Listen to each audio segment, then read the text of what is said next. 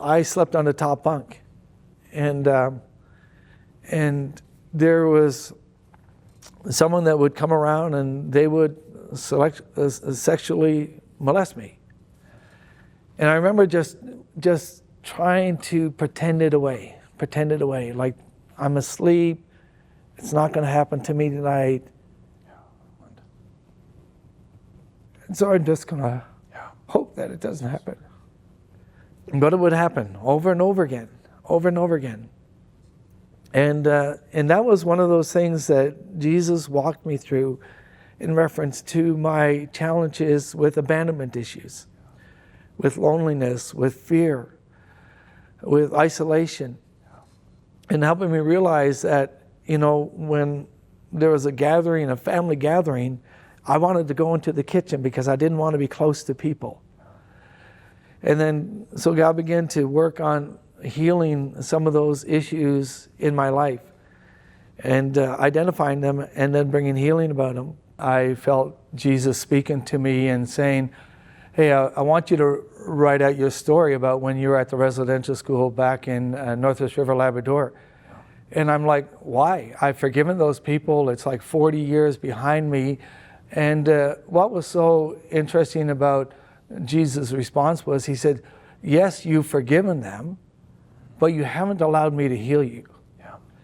And at that point in time, it's like I never really processed that healing part. And I remember sitting down at the kitchen table at home, and I put my 8.5 by 11 lined paper on the table. I felt Jesus was very clear that I didn't want you to write it out on a computer. I wanted you to handwrite it. When I went to pick up my pen, it was like that pen was a 150-pound weight that was full of electricity.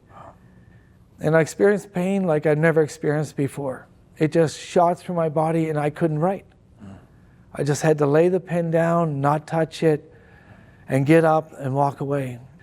And I realized that my life was riddled with pain that I so well covered up and masked.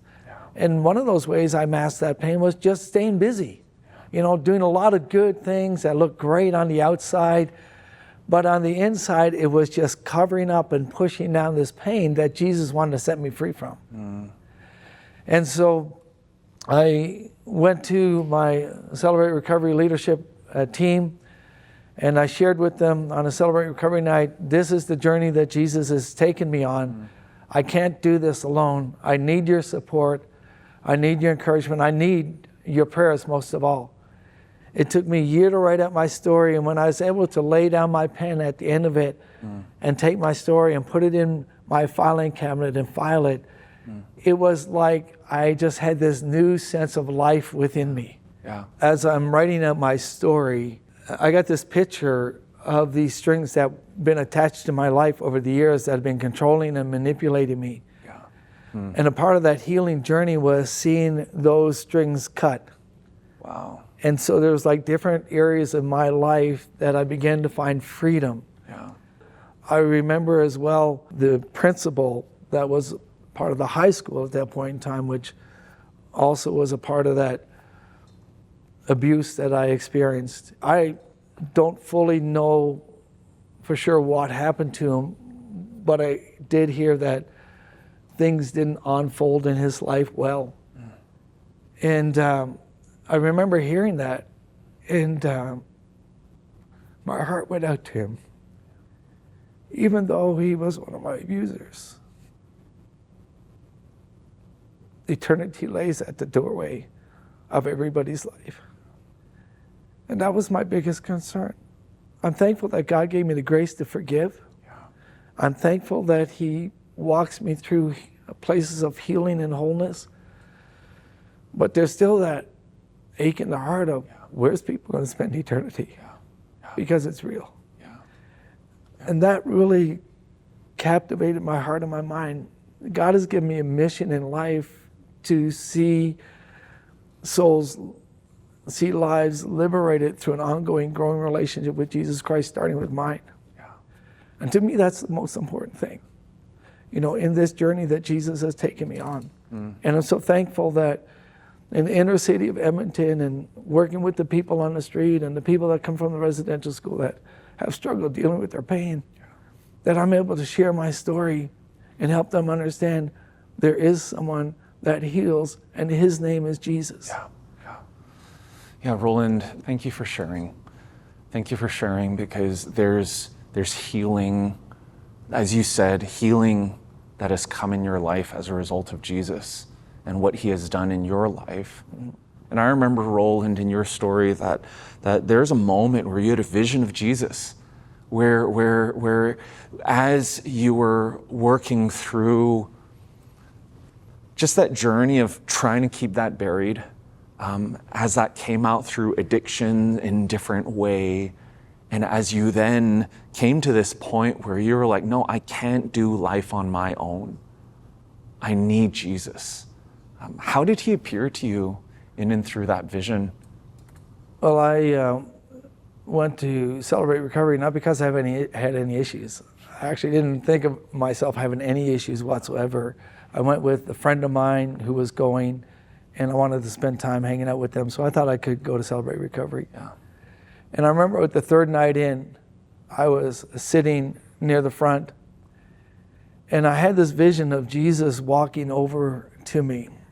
He was in a robe, but his arms were bare like mine. When he walked over, on his arms were written all kinds of issues in my life. And I could see them there, and I knew that they were my issues. But he wasn't bringing them to me to condemn me or to put me down or say, oh, I knew those things about you. It was like he was coming over and he was walking over, and he bent over and he gave me this hug, and he said, and I just felt like he said to me, I'm aware of what's going on in your life, and I want to walk you through those issues. And that was another life-changing moment for me. Roland, I would love for you to share maybe a word of encouragement. If there's someone tuning in right now that's just, that feels maybe that there's something in their past that they're afraid of bringing up, right? They hear the hope in your story of what happens when we bring up our past to Jesus, but they're just afraid of taking that first step. What encouragement would you have for them? Jesus is faithful. And he said that he began a good work in my life, and he told me that he would complete it. But I needed to trust him. When he gave me the prompting, I needed to respond.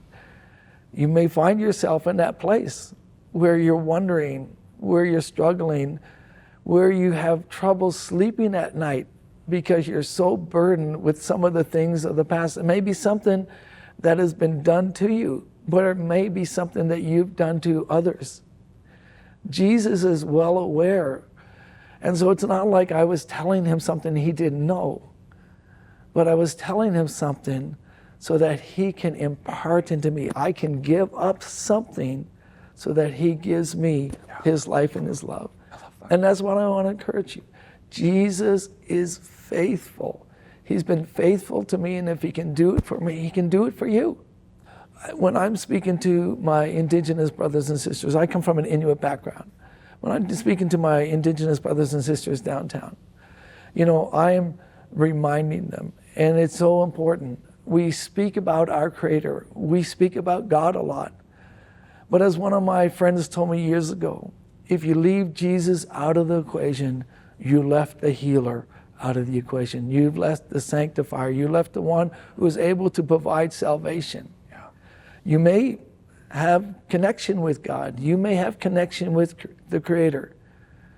But do you have that connection with Jesus Christ, the one who is able to save and set the captive free?